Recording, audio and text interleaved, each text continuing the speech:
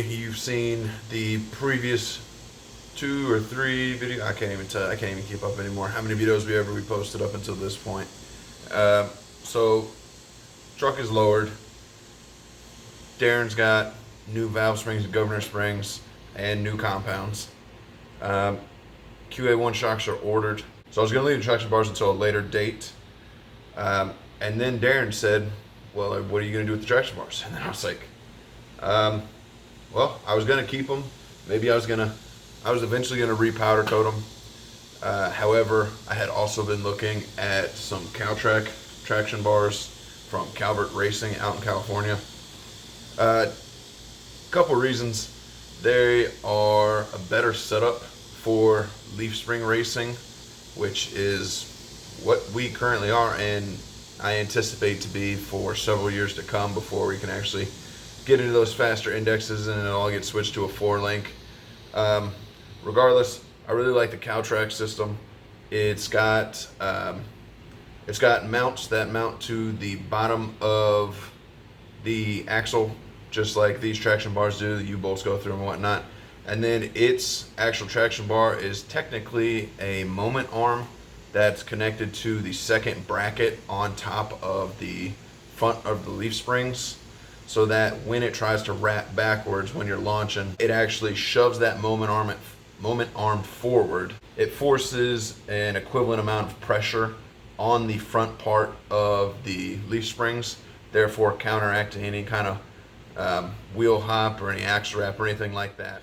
Another aspect that I really liked of it was the ability to preload the axle, which will be good, especially when I'm trying to line this thing out at the track. It will effectively allow me to control what the suspension is doing even more than just the dual adjustable QA1 shocks. If I'm launching and I'm seeing it pulling hard to the left or hard to the right, you can always go in, adjust the suspension setup as far as the shocks go, but you can also preload the opposite side traction bar a little bit differently to help line you out and hook hard and go straight. Another thing I want to do before I really start getting in that, which I wanted to do earlier, I might have to load the stuff up in the back seat that I took out. I really want to go hit some scales with this thing. There's some scales right up the road from me by where I work that are some certified scales, so I can effectively see what the truck weighs now, how it's balanced, etc. Just so I have a reference point moving forward. This is the video that you guys want to stick around for, because somewhere sporadically throughout the video there will be a phrase of some nature that I will mention that you need to message me on Instagram so that I know you guys A, like the video on Instagram, B, watch the video on YouTube, hopefully subscribed and liked it. But if not, everybody's choice, but that at least lets me know that you guys saw it and you are serious about the giveaway. So the giveaway is actually going to be a CPD, a CD, I can't remember who made it right off the top of my head, but it's the oil cap breather filter that I ran for a little bit, that I pulled off since I'm going with the new manifold that's got the breathers to the catch can. So I had no more need for it, and I figured rather than trying to do anything else with it and selling it, that'd be a good initial giveaway. I know it's late. I've been at 1,000 for a little while. The next big one might be 2,000, 2,500. Already have something planned for that one as well. So definitely stick around, grow with us, and hopefully snag some free stuff along the way. All right, appreciate it, guys. So, swung by the store.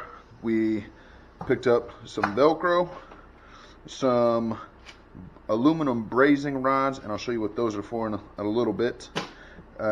We got a flint lock, or a flint igniter in case the torch electric light igniter goes out. We've got a 15/16 inch deep impact socket for the gooseneck because the 1-inch we were using was just slightly too big.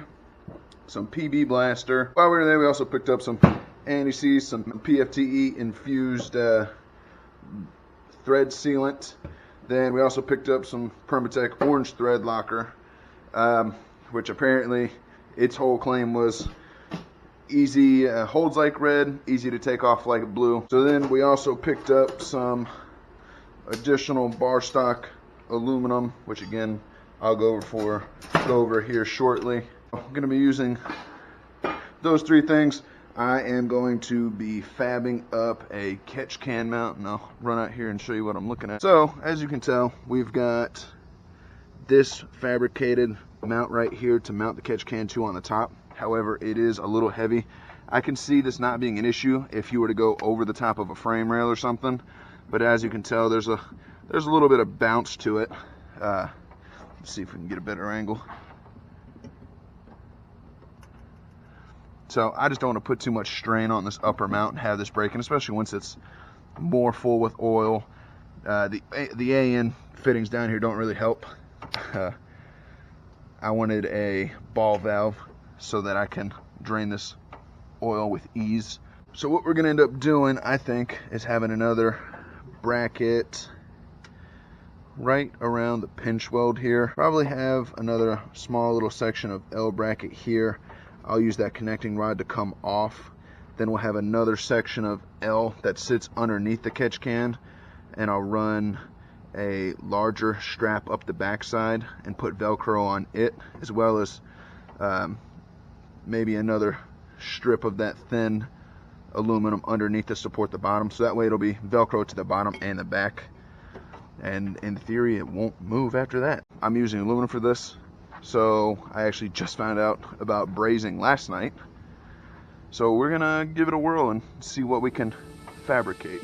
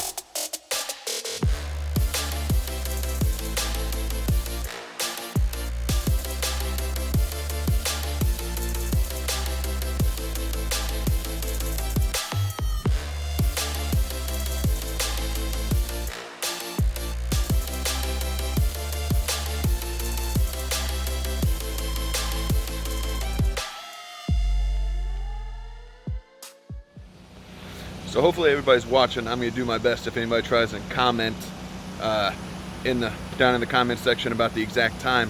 But if you watch this far, you've done everything else in the description for the rules, I guess, of the giveaway, then the phrase that I need you to message me on Instagram, which is always down in the description, and the phrase is great white shark. Like I said, again, message me that phrase. Make sure you do everything else in the description on Instagram, which is like the picture, tag some people, make sure you subscribe, stuff like that. We'll be checking. So again, message me that and you will automatically be entered for the giveaway.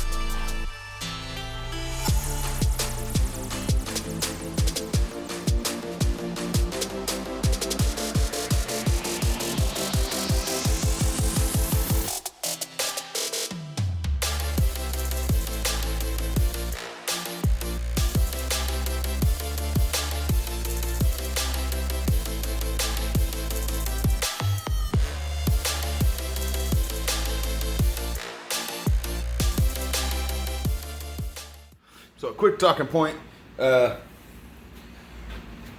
So this is cool enough to touch now. This is an interesting process, I'll say that at least. I would much rather weld, but until then, this should do. So as you can tell, looks completely like shit. Once it gets to the molten state, it doesn't really like to stay where you put it. So it sort of ran everywhere. I tried peeling it one time, ripped it off on accident. Kind of been a whole big mess up until this point. So, but I think I've got all three seams. This one's hideous. That one's not much better. I've got to do the top side, and then I'm going to go through, and luckily this will be facing down, so nobody will ever see it. So I'll go through, I'll grind it, and then I'll paint it black. And then this is going to be the support piece on the backside. And the reason I drilled a hole through it is because this rod right here is going to sit through, and this is what's going to be holding it to the L bracket mounted to the inside of the inner fender wall. And then I'll have Velcro here so it goes up and it spans the, I'll have Velcro here, here, and here, so it spans both bottoms and on the back side of the catch can. We'll throw some rivets in it real quick. That should only add to the strength. So simple as that. You drill the recommended size. You're supposed to get the right length and whatnot.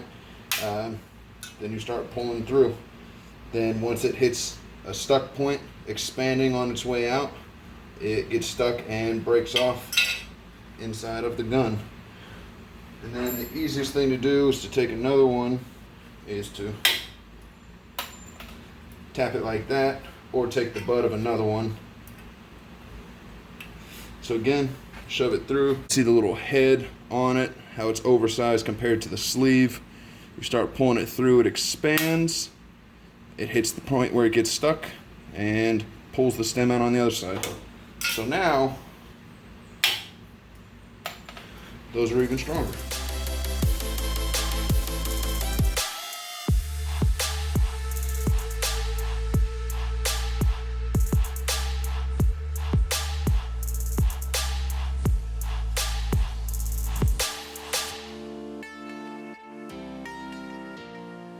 Alright, so let's try this again.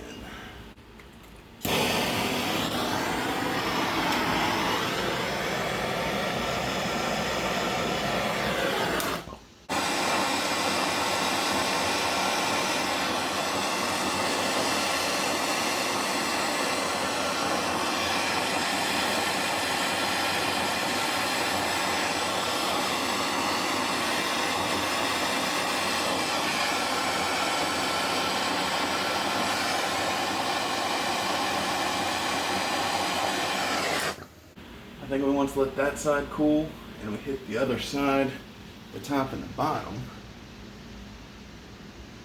I think we will be A-okay. Alright guys, got to wrap it up quick here. I'm dying, phone's on 3%. It's probably going to kick me off here shortly.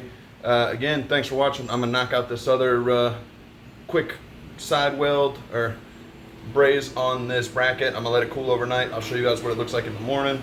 And then I will go throw it on the truck and make the final adjustments. Again, thanks for watching. Both appreciate it. Stick around. Darren and I both have more videos coming soon.